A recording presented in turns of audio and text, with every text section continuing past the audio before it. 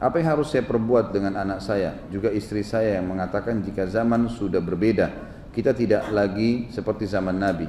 Maksudnya nggak usah ikutin Nabi. Ya. Tidak ada istilah mengikuti Nabi SAW itu ketinggalan zaman. Ya. Jadi tanyakan, pasti setiap kalimat yang terucap dalam lisan seseorang ada penyebabnya. Ucapan, perilaku, ya, sikap, semua itu ada penyebab. Setiap teman-teman ingin mendapatkan solusi dari sebuah masalah yang sedang dihadapin, cari tahu sebabnya saja. Perbaikin dari sebab itu. Sekarang yang saya baca di sini permasalahan di kalimat kolotnya. Ya. Baik, tanya anak kita, duduk. Apa yang kamu maksud dengan kolot itu? Oh, ayah berjenggot. Yang biasa saya tonton di TV alat cukur jenggot. Nah, itu modern TV. Nggak ada iklan suruh pelihara jenggot. Misal, kita tahu sebabnya kan? Ternyata gara-gara tontonan dia nih. Coba cari tahu sebabnya. Tanya saja. Kenapa kolot? Apa yang kamu maksud dengan kolot? Istri tanya. Apa yang dimaksud dengan kolot? Apa sih? Oh, karena saya selalu dibangunin sholat malam. Oh, berarti permasalahannya dia lebih suka tidur malam hari. Obatin di situ. Baik, ini baca nih hadis-hadis tentang fadilah sholat malam. Ini lihat nih, ini. Dijelaskan. Maka insya Allah dengan mengetahui inti permasalahannya, kita akan bisa memperbaiki permasalahan itu dengan izin Allah, gitu kan? Jadi insya Allah nih kalau saya lihat cuma karena masalah kalimat kolot dia saja. Dan pasti ada sebab kenapa anak anda mengatakan itu, kenapa istri mengatakan itu. Dan teman-teman juga saya perlu beritahukan satu hal ya. Bagi ikhwah dan akhwat yang baru sadar, maaf saya bahasakan ini, saya baru mengenal agama, baru taubat di jalan Allah. Jangan antum begitu semangat masuk di pengajian, sudah terasa ada ilmu, ada iman, dan ini tidak pernah kita berbagi ke istri, kepada suami, kepada anak. Lalu tiba-tiba kita ingin mereka seperti kita. Ini nggak mungkin. Ya. Misal gini, kita dulu nggak, jangankan sholat tahajud, sholat 5 waktu masih Senin Kamis, gitu kan? Oh iya, sekarang ikut taklim, masya Allah, sholatnya 5 waktu, iya sudah mulai sholat malam. Istri kita sama dulu, begitu juga modelnya, gitu kan? Baik, sekarang kita ikut taklim sudah paham, dia nggak ikut taklim, kita tiba-tiba mau ngajak dia seperti kita, nggak bisa ini, spontanitas, kecuali dia meniti jalan yang sama. Atau minimal kita berbagi dengan dia ilmunya. Kalau tiba-tiba gara-gara dia tidak mau sholat malam lalu kita langsung menilai dia buruk, nggak bisa teman-teman sekalian. Karena memang dasarnya kita dulu sama-sama dengan dia kan. Maka apa yang menjadi penyebab kita bisa meraih hidayah Allah itu, kita juga sampaikan kepada dia. Makanya saya bilang teman-teman sekalian dan selalu saya ingatkan, jadikan majelis ilmu itu hiburan.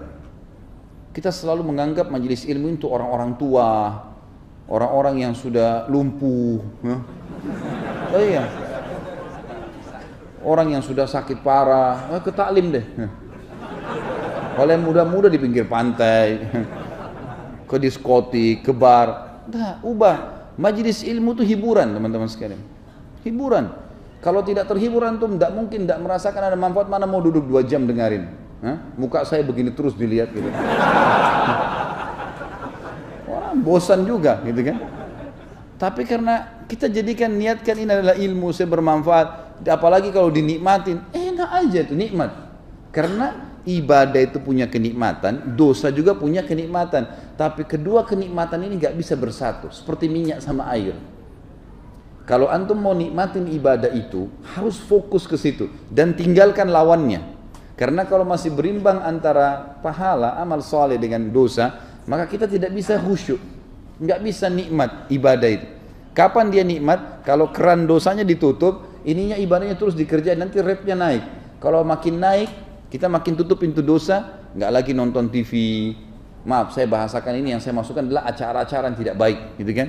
Yang sudah jelas-jelas bisa merusak akhlak kita.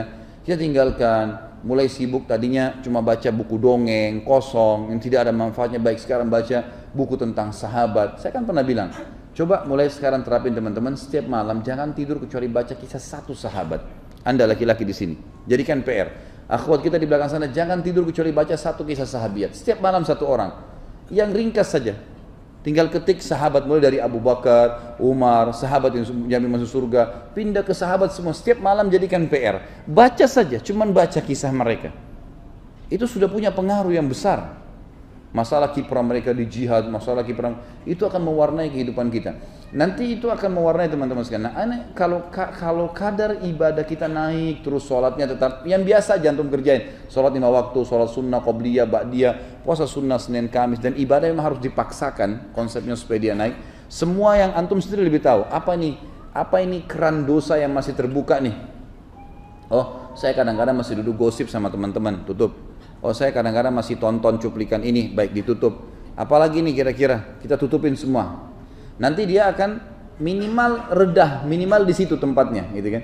Apalagi kalau orang itu taubat, ini akan habis dosanya kan. Ini kalau habis dosa ini, rate-nya pahalanya naik. Itu khusyuk sekali itu.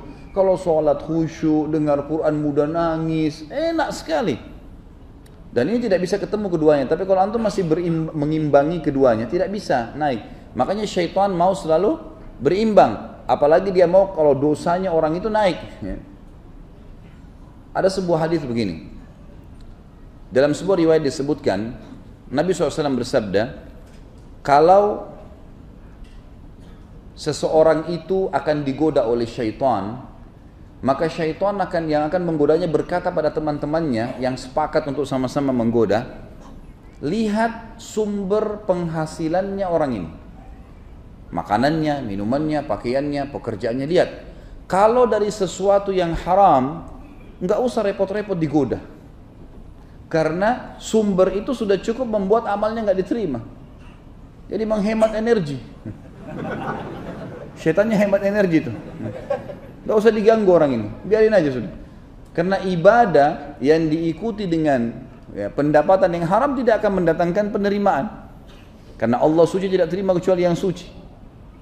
Bahkan kalau ada orang yang sengaja menginfakkan di jalan Allah sumber haramnya, kata Nabi SAW, kalau ada orang memiliki pendapatan yang haram lalu dia infakkan di jalan Allah dan dia didoakan oleh orang yang menerima infak itu, kecuali akan menambah jalan dia ke neraka. Misal pendapatan haram, korupsi, curi, hajikan orang tua, dan orang tua kita doain, tambah jalan neraka tuh. Karena haram, tidak boleh, gitu kan? Ini nggak boleh.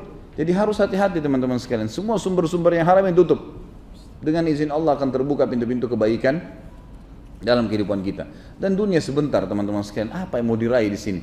Makan cukup, minum, alhamdulillah, ibadah, tunggu mati masuk surga. Udah selesai, simple aja begitu.